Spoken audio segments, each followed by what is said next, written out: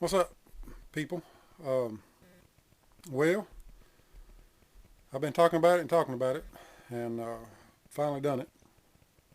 So, if you've been watching my videos, you know that a while back I posted a video that I hate my kegerator, and the reason why I hate it is because right now, like I say, I've got 4 kegs in there. 3 of them's on tap, one of them's maturing, aging, and anytime I have to move anything around, and I'll link back to that video if you want to see it.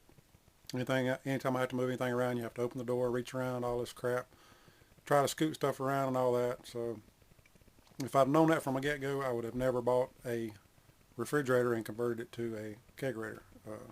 But you live and learn. So it's no big deal. A lot of people have a really big, like a really big sized refrigerator, and it's not that big a deal to them. But with mine, it is. You can't hardly get to the top of the keg to unhook the hinges and everything. I mean, not hinges. Unhook the disconnects off the corny keg and all that. So it's just a pain in the butt, and I don't like things that are a pain in the butt. So I've been looking for a chest freezer, and we don't live in a real big city, and I've noticed in some of the other bigger cities there's chest freezers all day long for cheap or free. But around here they come up often, but a lot of them were smaller and you know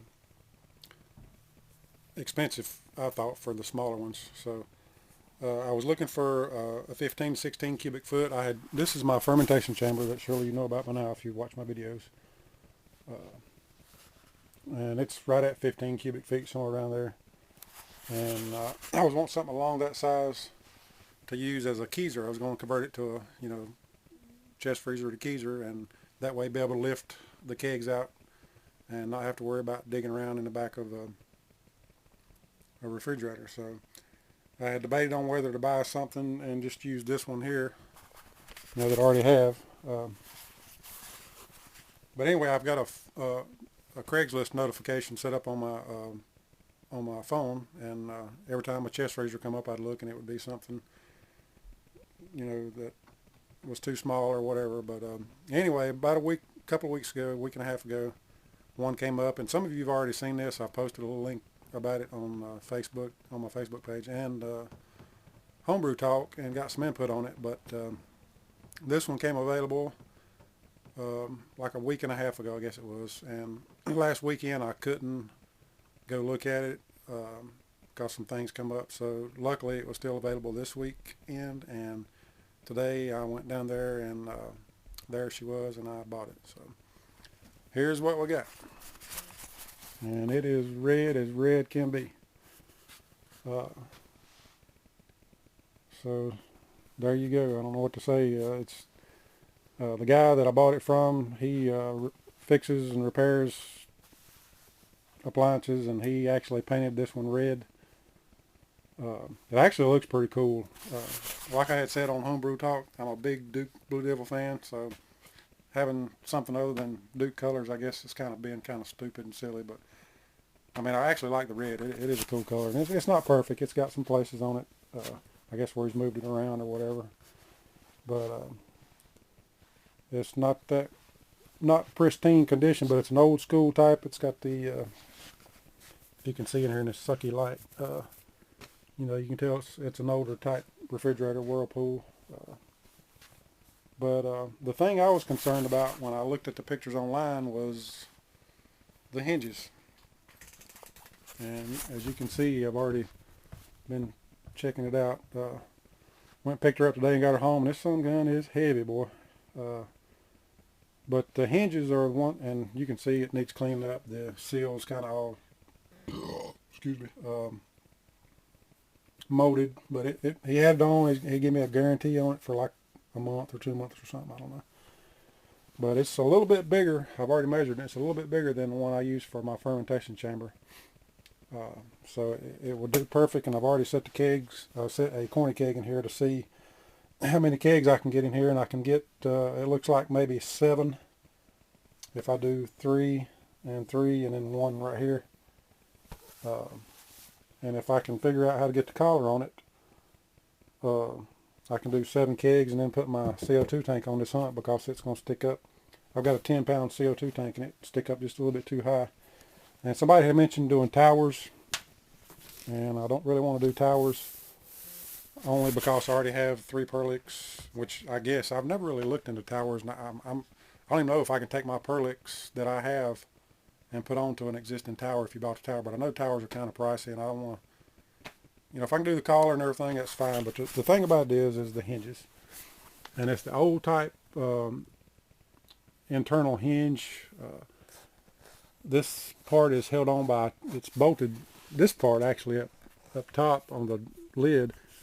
It's got some places back here, and I think it's all riveted in. I don't think you can actually break it loose back here, but it's held on by a tensioner bar that goes from here all the way over to the other one.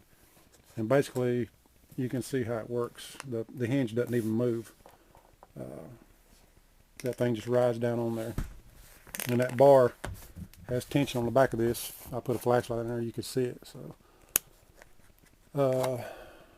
from what I've read already, this bottom part does have a nut or a bolt or whatever holds this on back here. And I've seen a couple guys on Homebrew Talk that have already done this, and hopefully mine's the same. And from what they did, they actually took this loose, and when they did, this would raise straight up, so the lid would pick straight up. And I'm hoping that's the case. If it is, it won't be a problem at all. And I know what one guy did. He just doubled up on his wood back here and made it really wide. And I think he drilled a hole down through the wood and used this part and just stuck it down in there and let it ride on that. I'll either do that or go ahead and cut it off. I don't know if I'll cut it off. I hate to mess it up. I don't know if I'd ever sell it. But it cost me $160. I'll tell you what it cost me. I don't care. So for $160, I don't think it was a bad deal. A new chest freezer at Lowe's right now, this size is like 400 plus, 450, something like that. So like I say, I thought it was a pretty good deal for the price. The guy had painted it, even though it's old school, and got a couple places in it you can't really see in here, but you can see some of the white. So there we go, another little project to do, and this is going to be going into the man cave to replace the kegerator. If you hadn't seen it, I'll just show you. And that's going to be going out. I'll take those faucets and put them in the collar I make, and I'm going to end up taking this refrigerator and putting it back in there, and I'll just use it as a beer fridge, and that way I'll be able to keep my freezer with my hops and stuff in it. And I'll just do away with my little wine chiller that I have, put it somewhere else in the house. And that new chest freezer will come over to about right here, so everything just kind of slide down a little bit. So that'll make it easier on me. I'm just looking forward to not have to get in there and move everything around, and lifting the kegs in and out will be so much easier than trying to dig around and all that. And that way I can have my batteries getting ready to run dead, so let me go ahead and change batteries for them. Alright, fresh batteries. I don't even know what I'll say. But anyway, yeah, I guess I need to decide, and y'all can throw us in there because I'm going to post this on Homebrew Talk so I can get some input. I got a bunch of questions, and I know people do it different ways. Do I just do like a 1x5 or 1x6 collar for the wood and do the rest with insulation so it'd be nice and insulated? And then on the back part back here where the hinges go, just double up on the wood and use thinner insulation. Help me out, folks. Tell me what's the best route I need to take. And the other thing is, like on this chest freezer, it's a nice square corner. And on this one it's rounded, so I don't guess that matters. If I can make just a square piece, and I've got a miter saw, so I can hopefully make a nice joint right here and make it look halfway decent, and just, I guess, glue it down with the Gorilla Glue. I know some people glue them down, some people just use silicone and then put like an L bracket on the inside and screw into the wood and then screw into the freezer to hold it down. So please give me your input, because I want to do this one time and one time right. I'm wondering if, I guess this thing will clean it up. It's kind of nasty looking, which I know you don't really see it. And I know I've already seen where you can take this off and replace it, so it's not that big of a deal to replace this seal if I could find it.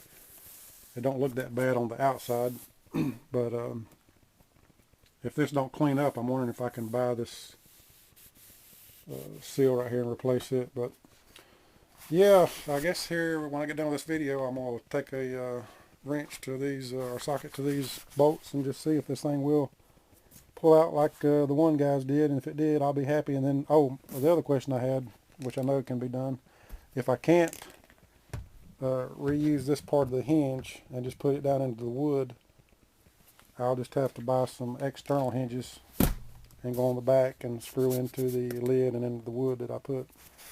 So there you go. Guy done a pretty good job on it, painted. No telling how old it is. I can look. He's got the nice tag with the model number and serial number and all that on it, so I'm sure I could look it up and get all that figured out. So I had to break away and help the wife open some wine. So, yep. Anyway, there you go.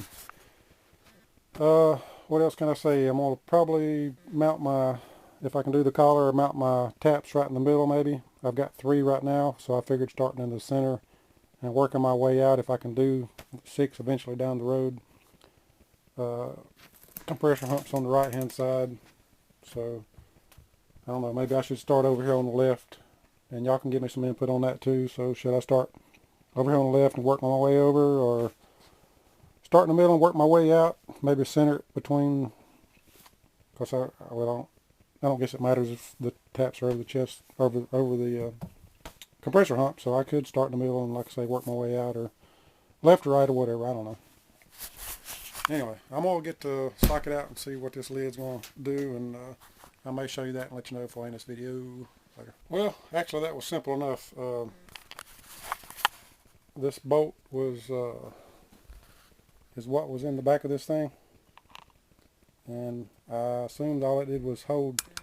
I put tension on this or keep it from pulling out, so it's got the little whatever there, and so basically after I loosened that, I probably wouldn't have to have had to taken it all the way out. It just pulled right out of the hole, so that's cool. So heck, fire, that looks like a pretty simple deal. Like I say, maybe I can do like the one guy did and just make the wood really wide back here and drill a hole down through the wood and use this existing hinge. So if I can get everything lined up right, that may be the way to go. So excited about that. So I guess now all I need to do is decide on what kind of wood, what size wood, I guess, width and height that I'm going to use, and go from there. It should be a little simple process. Oh, one other thing you can help me out with is color. When I put a collar on this thing to go with the red, should I go with black or white? I'm thinking that's probably, or red, I guess, to make it all red. But thinking about it, black or white is probably the only 2 colors that I would go with. So I know black would probably look pretty cool. So what color should I make the collar? And I guess that's about it, man. So help me out. Questions, comments, I appreciate it. And there's my up and coming new Keezer. Right on.